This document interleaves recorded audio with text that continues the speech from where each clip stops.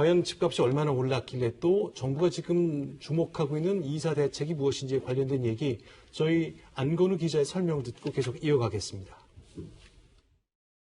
저는 이제 부동산 문제는 자신 있다고 좀 장담하고 싶습니다. 부동산 부분만큼은 할 말이 없는 그런 상황이 되었습니다. 자신감이 반성으로 바뀌었죠. 집값이 오른 걸 보면 그럴 수밖에 없습니다. 서울 아파트의 3.3제곱미터당 평균 매매 가격을 콕 집어보겠습니다. 이번 정부 들어서 87%나 올랐는데요. 25개구 가운데 패닉바잉이 많았던 노원구와 도봉구를 포함해서 2배 넘게 오른 곳도 4곳이나 됐습니다. 정부가 공급을 틀어막은 게 집값 급등의 근본 원인이라는 지적이 끊이질 않았는데요. 집은 충분하다고 말하던 정부도 결국엔 뒤늦게나마 대규모 공급으로 정책을 바꿨습니다. 그게 2월에 발표한 공공주도 3080이죠. 5년 안에 서울에만 아파트 32만 호를 짓겠다는 건데요. 강남 상도와 비슷하고요. 분당의 3배가 넘는 큰 규모입니다.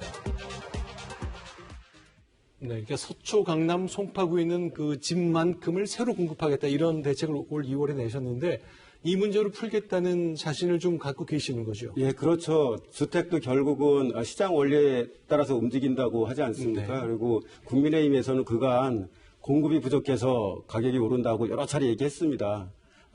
그 부분이 우리 당에서 또는 정부에서 실기를 해서 공급이 늦어지긴 했지만 결국 집값을 안정시키는 제일 좋은 방법은 주택 공급을 늘리는 것이고 그래서 당내 부동산 특위에서도 집값 안정시키기 위해서는 부동산 공급을 계속 늘려야 된다. 기존의 7상 공급 3기 신도시 그다음에 2사 대책 그 밖에 더 추가로 할 수 있으면 집값이 안정될 때까지 계속 공급하겠다 그런 의지를 갖고 있고요. 참고로 제가 도표를 하나 설명드리겠습니다. 뭘 준비해 오셨고요? 예, 우리나라에서 주택 가격이 크게 문제된 게 노태우 정부 때부터입니다. 전두환 시기에 산조 호황에 또 88 올림픽까지 겹쳐가지고 주택 가격이 폭등하기 시작했습니다. 네. 그래서 1989년 1기 신도시를 발표합니다. 네. 그래서 발표한 후에 2년 있다가 집값이 뚝 떨어집니다. 네, 여기 밑에 빨갛게 나오는 네, 아래쪽에 그렇습니다. 있죠? 예, 그러다가 1998년 김영삼 정부 시기에는 집값이 계속 안정되고요. 그러다 98년에 IMF 위기가 터지면서 집값이 더 폭락하죠. 네. 예, 그렇게 해서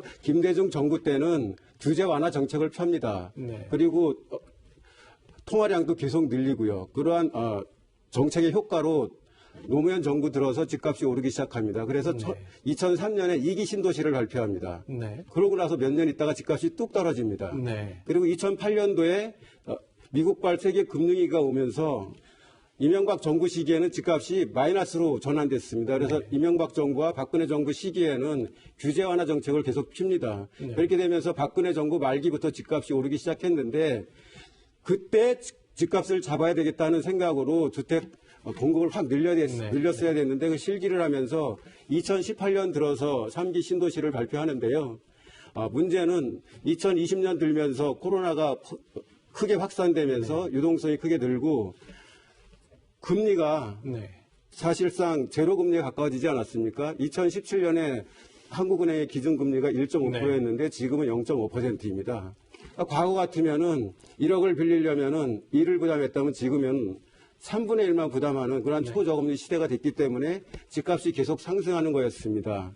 그래서 주택 공급을 더 늘려야 되겠다는 생각으로 이사 공급 대책을 발표했는데 사실 안정 국면으로 갔었어요.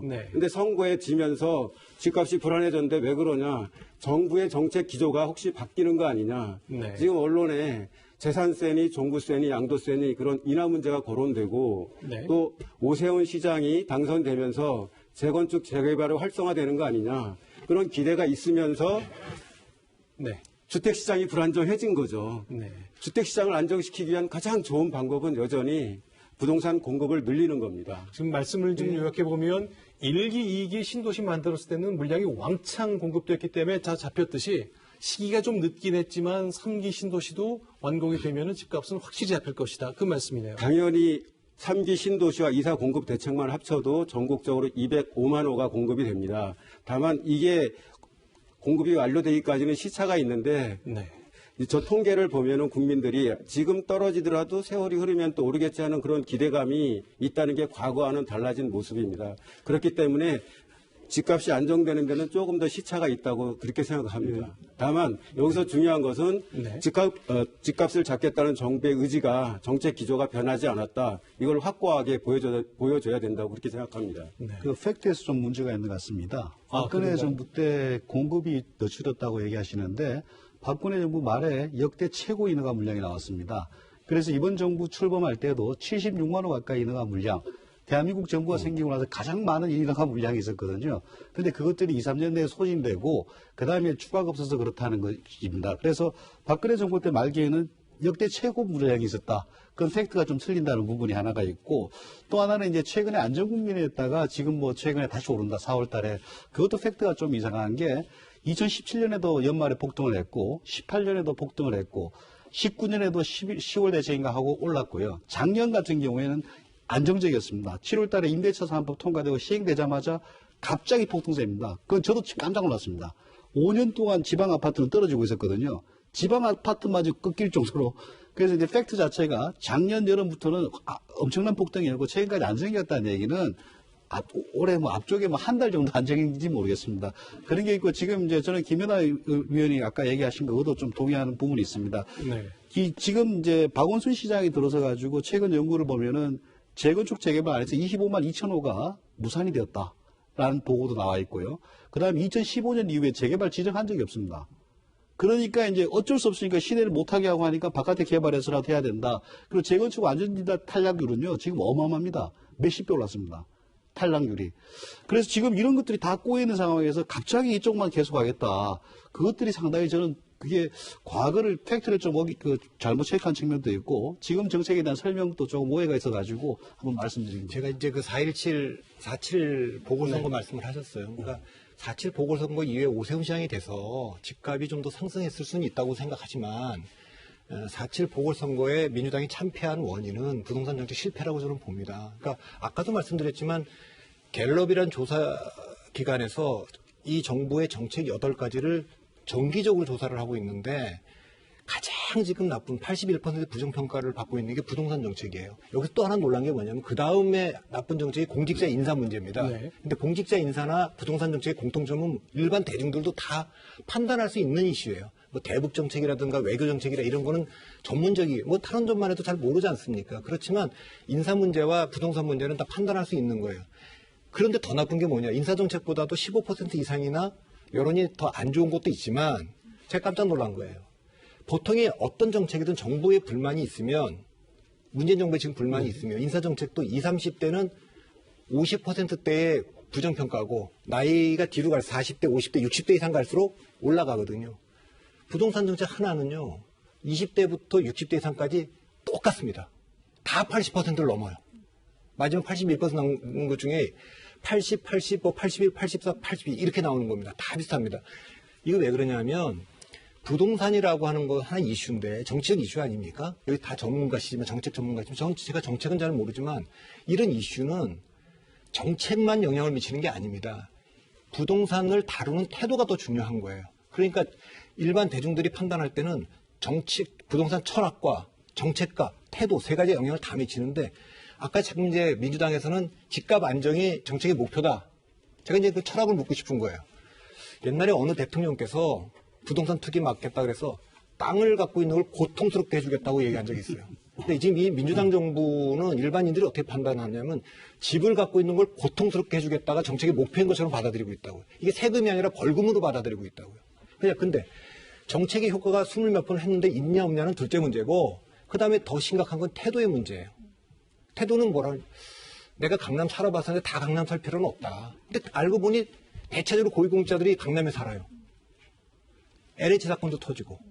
그러니까 이런 위선과 무능 중에 사람들은 무능도 무능이지만 그 위선이 더 화가 난 거예요. 그러니까 집을 더 사야 되고 아까 정부 신뢰가 깨졌다고 얘기하는 거 아닙니까? 그러니까 이 철학이 사람들이 받아들일 때 정말 문재인 정부가 이 집 가진 사람들 양도세 완화를 안 하잖아요. 뭐 이게 입구를 터주든지 뭐 출구를 터주는데 어딘가 열어줘야 되는데 보유세도 올려놓고 뭐 거래세도 그냥 양도세 완화 정책 이렇게 하니까 사람들은 뭐라고 받아냐. 야, 집 가진 게 죄구나. 고통 좀 느껴봐라. 이렇게 벌어준다고 느끼는 거죠. 지금 이제 박성민 대표께서 태도에 대한 말씀하셨습니다. 제가 좀 얘기를 쭉 종합해 보면 그래도 문재인 정부 초기에는 부동산 정책과 관련해서 우리는 잘못한 게 없다는 쪽이었다면 요새는 지금 홍 의원님 말씀하신 것처럼 내부의 반성도 있고 뭔가 좀 바꿔보려고 한다라는 것 면에서 태도는 달라졌다는 거를 좀 보여주는 것 같은데요.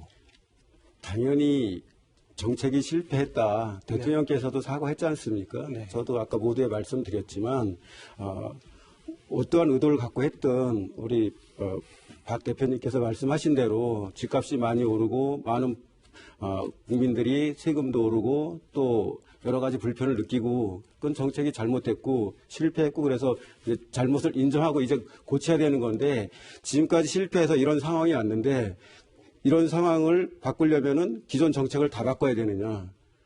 그건 아니라는 거죠. 네, 네. 이 집값이 이렇게 오른 데서 모든 문제가 시작이 됐는데 그건 초기에 공급을 제대로 하지 못했고 확신을 주지 못했기 때문에 이런 결과가 초래됐습니다. 그거에 따른 반성에 기초해서 이제는 집값이 안정될 수 있도록 공급을 정말 철저하게 챙기겠다. 그러한 생각을 갖고 있다는 것이고요. 당내 부동산 특유의 또 공급 분과가 있습니다. 네. 저도 공급 분과의 일원인데 정말로 부동산 특위에서는 공급에 대해서 훨씬 많은 정성을 기울이고 있습니다. 그렇지만 대외적으로는 재산세나 종부세나 양도세가 관심사항으로 나오기 때문에 정부의 집값 안정을 위한 부동산 정책 기조가 흔들리는 거 아니냐.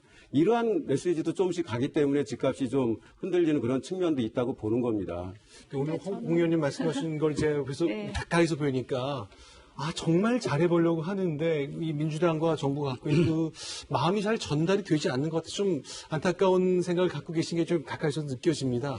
그러니까 오늘 이제 쭉 잘 설명을 해주셔서 저희 시청자들도 이제 신뢰를 또 회복할 수 있는 기회 좀 됐으면 좋겠네요. 예, 제가 아무리 혼이 나도 입이 10개라도 할 말이 없는 상황이죠. 네. 예, 이 집값이 급등하면서 모든 일이 꼬였기 때문에 이걸 푸는 것 자체도 쉬운 일이 아닙니다. 그렇지만은 가장 기본은 주택 공급을 확실히 늘리겠다. 그래서 부동산 특위는 6월 중에 정부의 정책, 우리 당의 정책 기조를 발표할 텐데 그 이후에 특위는 해체가 됩니다만 공급 특위는 계속 남길 겁니다. 그래서 당과 정부의 공급 특위를 존속시켜서 향후에 시기별로 얼마의 주택을 프로젝트별로 얼마만큼 공급할지를 꼼꼼하게 챙겨 나갈 겁니다. 그리고 참고로 하나 좀 네, 말씀드릴게요. 예.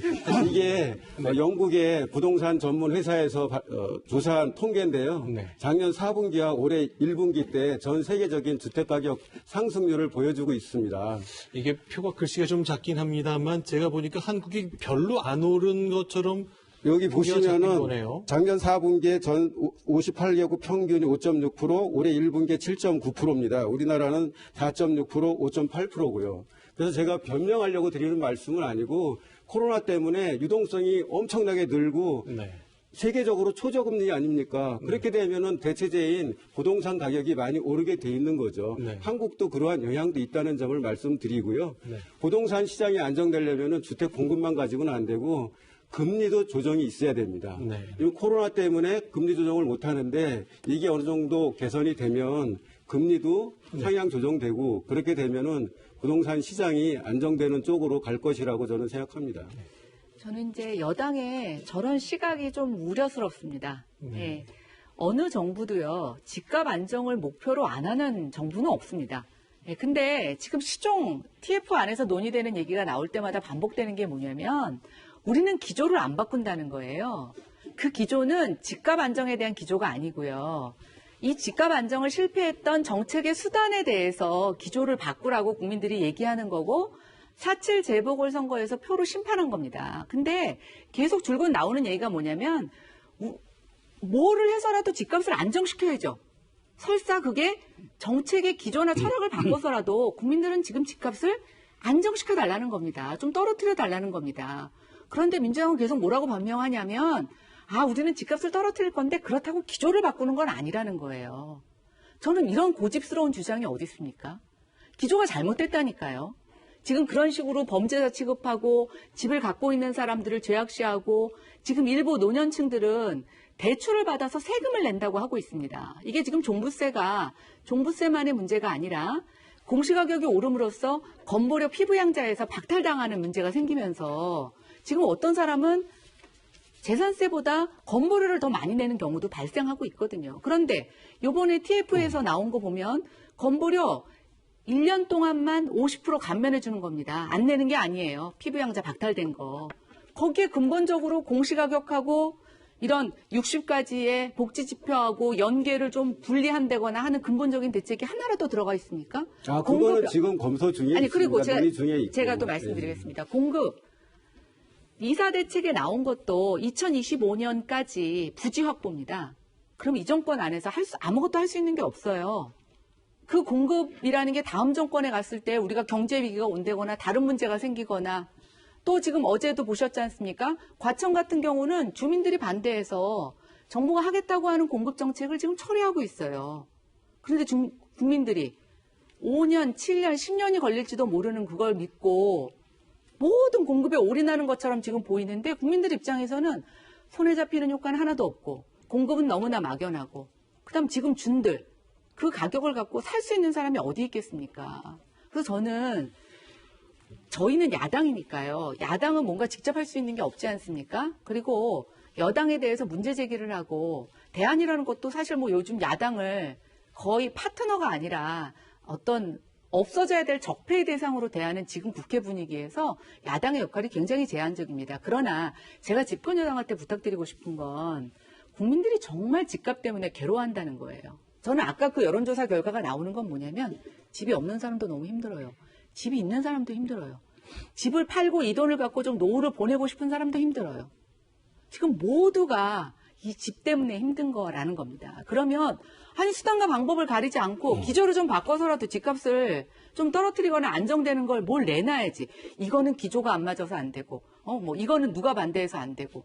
국민들 입장에서는 얼마나 이게 한심한 소리로 들리겠습니까? 의원님께서는 너무 일방적으로 재단을 하시는데 네. 지금 제일 중요한 게 집값 안정이기 때문에 그 집값 안정을 위해서는 공급이 중요하고 그래서 거기에 큰 역점을 두고 논의하고 있다고 말씀드린 거지 말씀드린 세부담자의 부담 조정 문제라든지 또는 무주택자 또는 청년, 신혼부부 세대의 그런 주거사다리 회복 이런 문제도 당연히 중요하게 저희가 논의하고 있습니다. 근데 그런 부분들은 다 도외시하고 주택 공급 하나만 신경 쓰고 있다 이렇게 말씀하시는 거는 곡해고요. 저희가 그런 부분 모두를 다 꼼꼼하게 챙기고 있다는 말씀을 드립니다. 아니, 근데 아까 의원님께서 그렇게 네. 얘기하셨잖아요. 부동산 TF는 곧 이제 산해화 되는데 공급 TF만 남아있다. 근데 저는 공급은 그렇습니다. 적어도 지금 민주당의 공급 정책은 상당한 그린벨트와 나대지를 아파트 단지로 바꾸는 사실은 저는 굉장히 과거식의 대규모 공급 정책을 쓰고 있다고 생각됩니다. 코로나 강조하시는데요. 미래 세대에게 우리가 이 개발에 대해서 이 모든 것들을 끌었을 게 아니라 미래 세대에게 우리가 지속적인 환경을 남겨주기 위해서 저는 이렇게 대규모 난개발을 하는 것은 바람직하지 않다고 생각합니다. 예, 저는 아까 전에 이제 홍 의원께서 보여주신 그 그래프, 그게 이제 국민들이 오해할 가능성이 있어서 다시 말씀드리겠습니다. 이번 정부 출범 때 전문가들이 계속 그 얘기했습니다. 세계적으로 많이 오르고 있다. 서울은 별로 안 오른다. 그런데 이제 정부에서는 그 데이터를 다 묵살하고 정부 보고서는 항상 이랬습니다. 최근 3개월간 집값 동향이 심상치 않아 가지고 대책을 내놓는다. 또는 지금 안정적이 되고 있지만은 심상치 않은 기분이 감지되어 올린다. 그때 전문가들은 뉴욕이나 이쪽 훨씬 많이 올랐다. 그래서 우리 오른 거 아니다. 투기구 문제가 아니고 유동성 문제다. 저금리 문제다. 수없이 지적했습니다. 그때는 이제 아무도 얘기 안 하다가 지금 그 그래프를 들고 오신 거예요. 근데 지금 시점이 안 좋은 게 그 그래프가 분명히 맞습니다. 그건 전국으로 본 거예요. 최근에 올 초에 나온 서울 아파트만 봤을 때는 세계 2위인가 나왔습니다. 상승률이. 전국으로 보면은 그 그래프가 맞을 수 있는데, 그 이제 전체적으로 봐서 서울이 지금 제일 큰 문제잖아요. 세계 2위까지 찍었는데, 이 그래프하고 세계 2위까지 찍은 그래프하고 봤을 때, 국민들은 어디가 더 체감하겠느냐. 교수님 말씀을 제가 부인하는 게 아닙니다. 다만, 이렇게 집값이 전 세계적으로 상승하는 것도 우리 시장에 반영돼 있다. 그런 말씀 드리는 거고요. 집값이 안정되기 위해서는 주택 공급 플러스 금리도 올라야 되는데 지금은 어렵지만 또 코로나 상황이 올해 안에 개선이 되면 금리가 어느 정도 상향 조정될 거고 그렇게 되면은 안정 기조로 갈 수 있다. 그런 차원에서 말씀을 드린 거예요. 근데 저는 금리 말씀하실 때마다 섬찟한 게 예. 집값 잡기 위해서 금리한다는 건 굉장히 무모한 발상입니다. 마치 모기 눈알 뽑기에서 토끼알 갖다 대는 것 같은. 집값을 잡기 위해서 금리를 인상하는 게 아니고요. 금리가 지금 너무 낮은 게 지금 비정상 상황 아닙니까? 그게 정상 상황이 되면 오를 수밖에 없고 그렇게 되면은 집값도 안정되는데 영향을 미친다는 얘기죠. 네, 그렇죠. 그런 뜻입니다. 네, 그럼 두 분 사이 오갔던 얘기 중에 저도 이제 취재 기자로서 좀 궁금한 거는 집값이 굉장히 많이 올랐는데 이걸 낮추겠다는 목표를 갖고 계시고 그러나 기존은 바꾸지 않겠다는 얘기를 이제 대외적으로 천명하셨는데 그게 안 맞다는 얘기를 하셨는데 그거는 예. 우리 김 의원님이 좀 기조에 대해서 뭔가 오해가 있는 것 같아요. 정부의 정책 기조는 부동산 시장을 안정시키는 데 두고 있다 그런 거거든요. 그 기조를 바꾸기 어렵다는 거지 말씀하신 공급이라든지 또는 세제라든지 주택 청약 제도라든지 여러 가지 그런 정책들에 대해서는 필요한 부분들은 개선하고자 논의하고 있습니다. 네. 알겠습니다. 좀 굉장히 뜨겁게 논쟁이 되고 있는데요. 자, 지금 이제 공급에 대한 얘기, 뭐 태도에 대한 얘기, 신뢰에 대한 얘기인데 어쨌건 민주당 내부에서도 이 신뢰 회복에 대한 그 큰 부담을 좀 갖고 계신 거로 저희가 알고 있겠습니다.